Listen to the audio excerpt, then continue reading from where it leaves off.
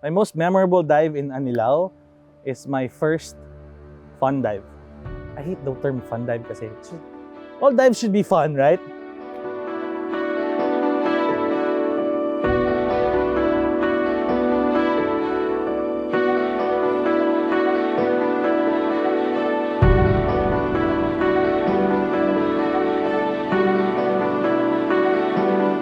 Obviously, it's a underwater photo competition, but what makes it unique is that we require the participants to be here on specific dates, so everybody shoots in the same place on the same date. So, kind of as a challenge, and also as a way to level the playing field, so to speak.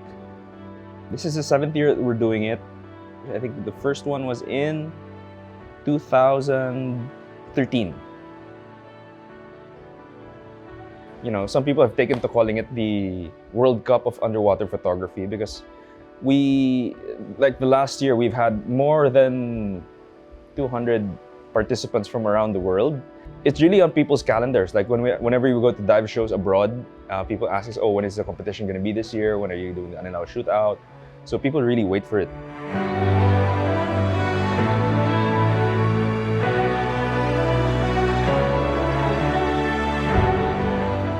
Gutsy Tuason. I'm a wildlife underwater photographer from the Philippines. What am I doing here? I'm a judge. I mean, that was world class. As far as, you know, especially macro and nudibranchs, right? You know, the scientists since the 90s have been calling Anilao the branching capital of the world because they just find so many species. And you look at some of the names, a lot of the nudibranchs, it's got either Philippinesis in it for Philippines or Batangas haldeguera, another, you know, nudibranch. A lot of them identified here. You know, the bobbit worm was first captured here and ID'd properly and given a name, bobbit worm. The shootout has certainly made an impact to the local community. Well, primarily because the local community relies on the tourism industry for work. Actually, a lot of the dive masters and the dive guides, the boatmen, are getting a lot of income from events such as this. And for the shootout, you can see that even the dive masters are starting to compete themselves.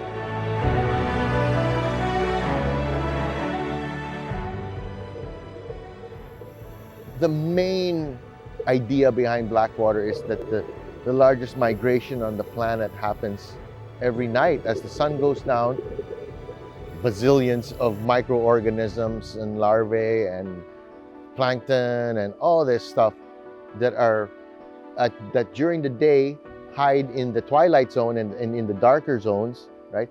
They come up to feed.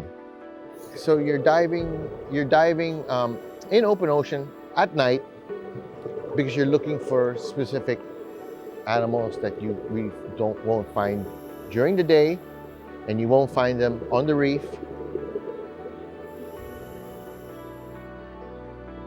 You know, the more people take photographs, it just makes people like the marine life more because, you know, they're attached to it in some way with an image that they've taken, and at the end of the day, that makes them care more, and you know, and everybody's more aware of what's in the ocean, and eventually people want to, you know, protect it, save it, and do all that green stuff.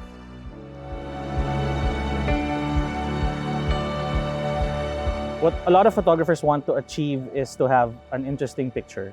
And I think macro photography allows photographers to, you know, be more abstract, to be able to convey an image in a more creative manner. The reality of it is that we care about things that attract us. It's much easier to protect, let's say, a panda than, you know, a slug. You know, and there's so many animals underwater that are not exactly charismatic, but have a role to fulfill in the ecosystem.